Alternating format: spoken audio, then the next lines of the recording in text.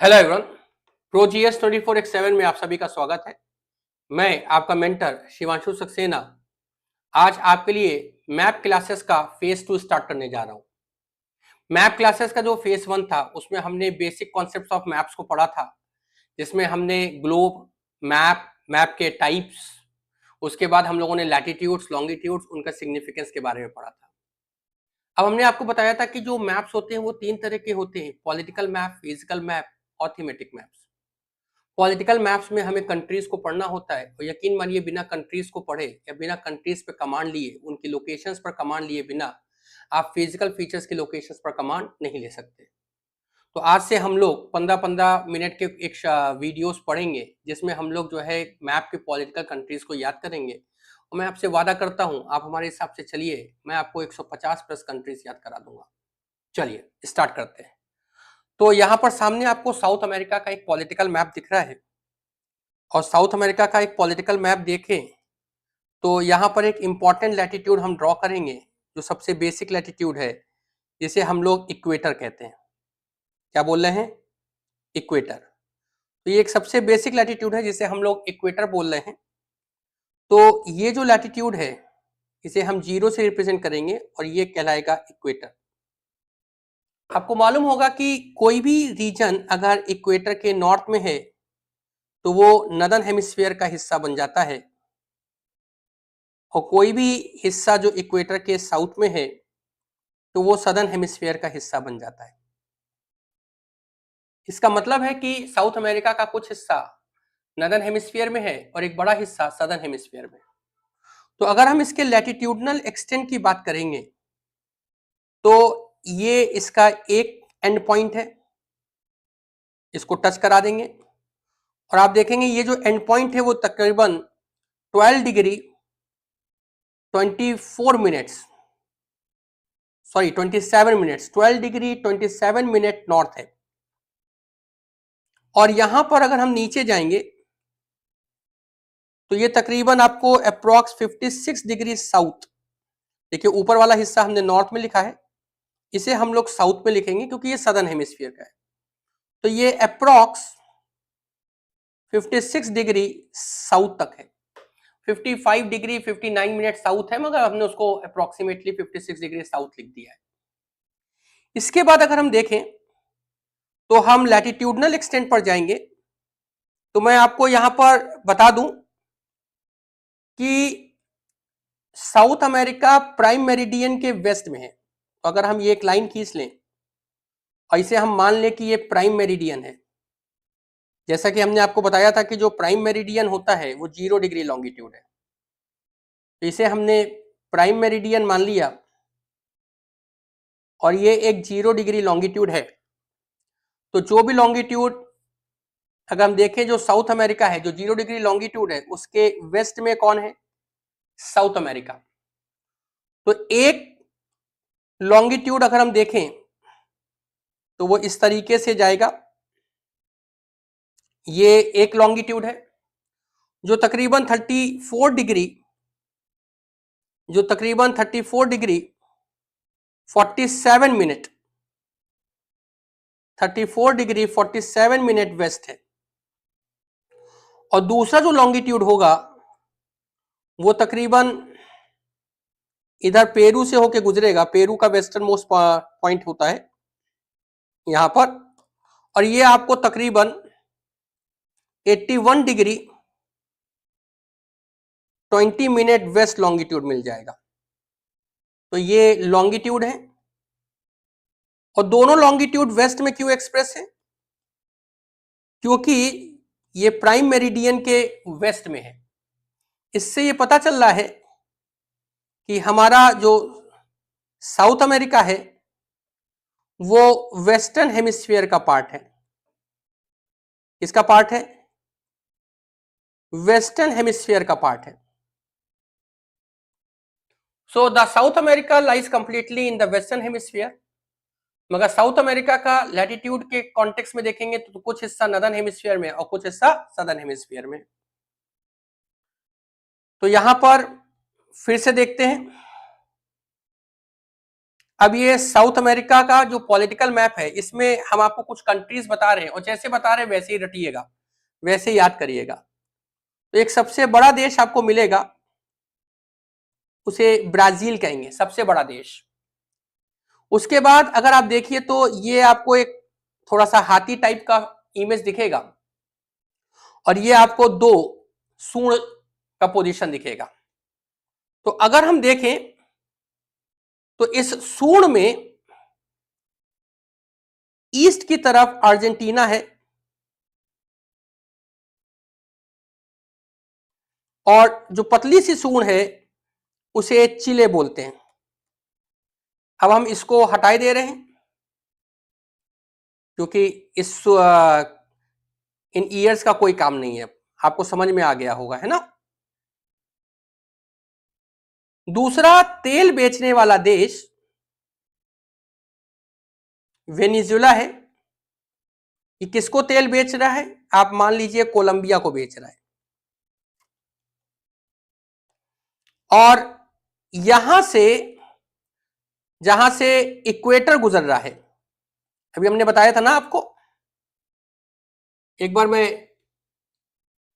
Equator की line यहां बनाता हूं। तो इक्वेटर यहां से गुजर रहा है,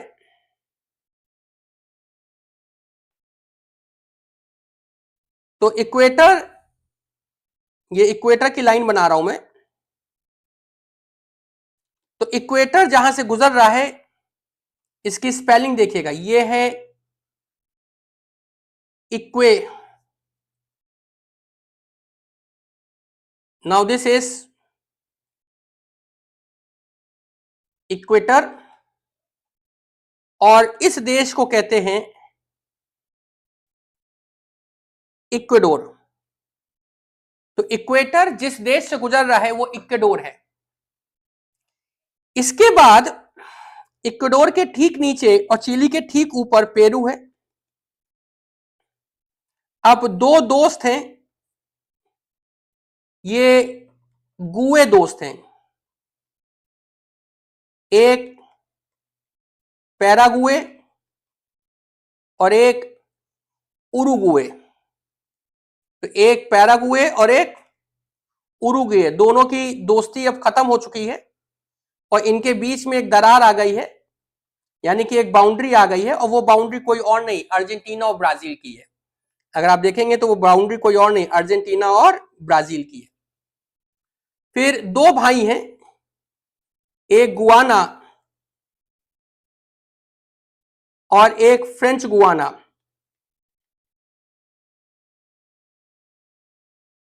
और इन दोनों के बीच में भी एक दरार आ गई है। वो दरार बीच में जो कंट्री आई वो है सूरीनाम। तो लास्ट में एक देश है जो बोल नहीं पा रहा, उसका नाम है बोलीविया। और इस तरीके से साउथ अमेरिका के सारे कंट्रीज हो गए। मैं फिर से कह रहा हूं, मेरे साथ बोलिएगा, सबसे बड़ा देश ब्राजील। फिर से बोलिए, सबसे बड़ा देश ब्राजील। सूड में दो देश, ईस्ट की तरफ अर्जेंटीना, वेस्ट की तरफ चिले। तेल बेचने वाला देश वेनेजुएला, तेल किसको बेच रहा है? कोलंबिया। साउथ अमेरिका में जो इक्वेटर है वो इक्वेडोर से गुजरता है, इक्वेडोर के नीचे और चिली के ऊपर पेरू। जो देश नहीं बोल पा रहा बोलीविया। और दो दोस्त गुए गुए, एक का नाम परागुए, एक का नाम उरुगुए, बीच में आ गया ब्राजील अर्जेंटीना की बाउंड्री। दो भाई गुआना और फ्रेंच गुआना और बीच में आ गया कौन? सूरीनाम। और इस तरीके से साउथ अमेरिका के सारे देश क्या हो गए? कंप्लीट हो गए। यहां पर अगर हम देखें, दो लैटिट्यूड इंपॉर्टेंट है और आपसे पूछा जा सकता है कि जो है वो दो लैटिट्यूड किन किन कंट्रीज से गुजर रहे हैं। तो यहां पर एक लैटिट्यूड अभी हमने आपको दिखाया था, जिसे हमने क्या बोला है? इक्वेटर बोला है। तो ये एक लैटिट्यूड है जो इक्वेटर है और दूसरा जो लैटिट्यूड है वो है साउथ अमेरिका से ट्रॉपिक ऑफ कैप्रिकॉर्न गुजरता है। कौन गुजरता है? ट्रॉपिक ऑफ कैप्रिकॉर्न गुजरता है। तो ये एक लैटिट्यूड है इक्वेटर और ये दूसरा लैटिट्यूड है जिसे हम कहते हैं ट्रॉपिक ऑफ कैप्रिकॉर्न। तो जो ट्रॉपिक ऑफ कैप्रिकॉर्न है ये चिले से गुजर रहा है, अर्जेंटीना से गुजर रहा है, फिर यहां पर पराग्वे से गुजर रहा है, और ये ब्राजील से गुजर रहा है। फिर यहां पर ये इक्वाडोर से गुजर रहा है, फिर ये कोलंबिया से गुजर रहा है, और फिर अगेन ये ब्राजील से गुजर रहा है। ब्राजील का जो कैपिटल है वो आप देखेंगे ब्राजीलिया है। What the point? तो यहां पर आप लिख सकते हैं, you can right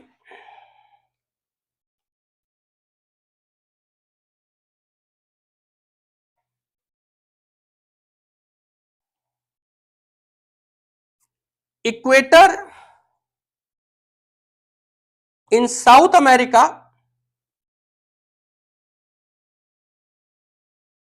passes through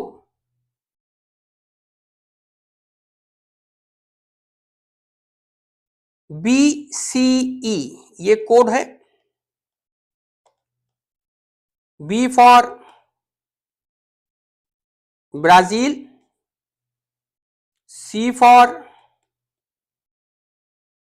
Colombia और E for Ecuador.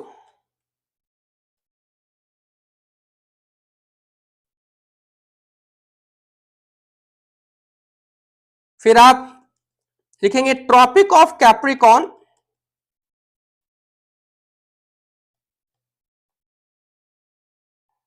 In South America passes through, तो कोड है ABC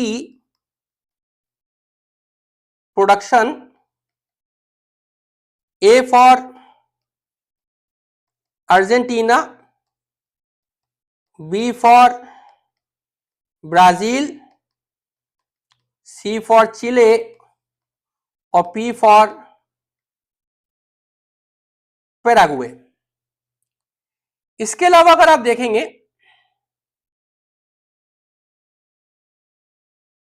तो यहां पर ये जो बोलिविया है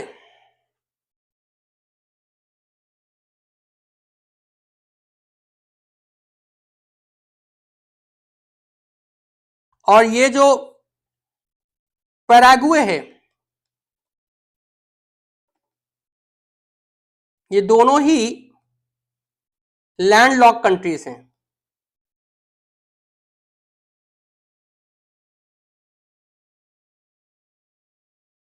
लैंडलॉक कंट्रीज वो होती हैं जिनके पास मैरीटाइम एक्सेस नहीं होता। तो आप लिख सकते हैं landlock countries are those who do not have maritime access. Therefore, for economic trade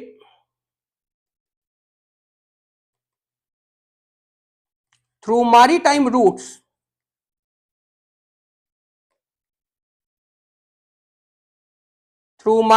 routes,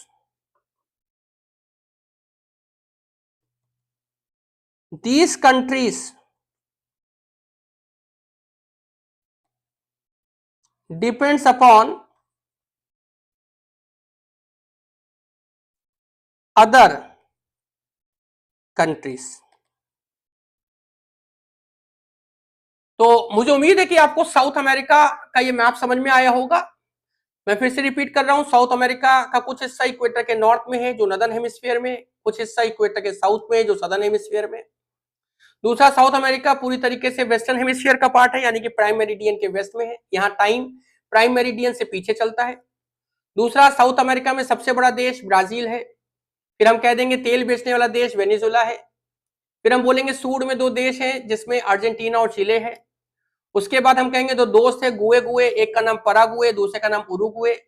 दोनों के बीच में जो है कोई कांटेक्ट नहीं है, बीच में ब्राजील और अर्जेंटीना की बाउंड्री है। दो भाई हैं जिनका नाम है गुआना और फ्रेंच गुआना, उनके बीच में भी एक जो है भाई साहब है जिनका नाम है सूरीनाम। मैंने कहा वेनेजुएला जो तेल बेचता है किसको बेचता है, तो बगल में वेस्ट में कोलंबिया है। कोलंबिया के ठीक नीचे इक्वेडोर है, जहां से इक्वेटर गुजरता है, और इक्वेडोर के ठीक नीचे पेरू है, या चिली के ठीक ऊपर पेरू है। एक देश है जो नहीं बोल पा रहा क्योंकि लैंडलॉक कंट्री है, उसका नाम है बोलीविया। और इसी तरीके से साउथ अमेरिका के पूरे देश क्या हो गए, कंप्लीट हो गए।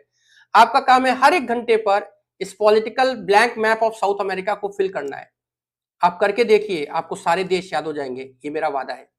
तब तक के लिए हमें इजाजत दीजिए, और हम लोग अगला क्लास नॉर्थ अमेरिका के पॉलिटिकल कंट्रीज के बारे में जानेंगे। तो थैंक्स टू ऑल, धन्यवाद।